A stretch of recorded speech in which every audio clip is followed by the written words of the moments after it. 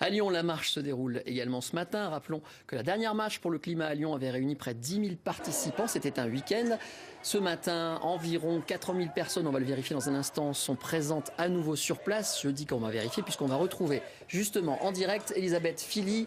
Bonjour Elisabeth, y a-t-il du monde à cette manifestation à Lyon ?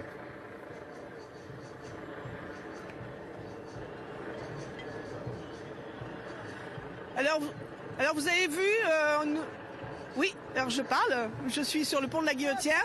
Vous voyez derrière moi les forces de l'ordre donc l'ont fermé, impossible d'accéder à la place Bellecour.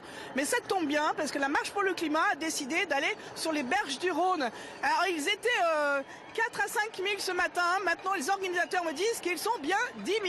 Alors vous me le confirmez, effectivement, vous êtes un des responsables de cette manifestation.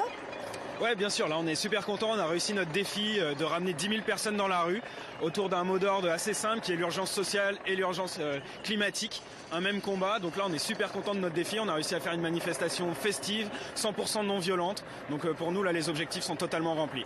Alors c'était pas gagné au départ, puisqu'on est dans un climat un peu sous tension. Est-ce que vous avez craint jusqu'au bout de ne pas rester déterminé et de l'annuler, ou au contraire, il fallait quand même essayer? Il y a eu des discussions avec la préfecture pour sécuriser le trajet. Ensuite, on a eu des bons retours, que ça soit des syndicats ou des gilets jaunes qui sont justement reconnus que nos mobilisations avaient été non violentes, festives jusqu'à présent. Et du coup, ils sont venus à notre mobilisation justement parce qu'il y avait ce caractère non violent. Donc, justement, les gilets jaunes sont venus pacifiquement vous rejoindre. Ça, vous y attendiez ?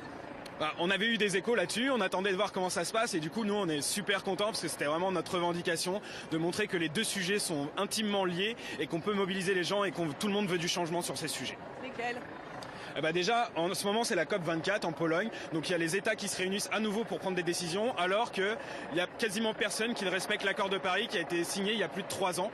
Donc là, il faut vraiment que tout le monde se bouge, que ça soit au niveau international, national, mais aussi localement, que ça peut être la métropole de Lyon, les collectivités, les entreprises et aussi les citoyens qui ont leur part à jouer.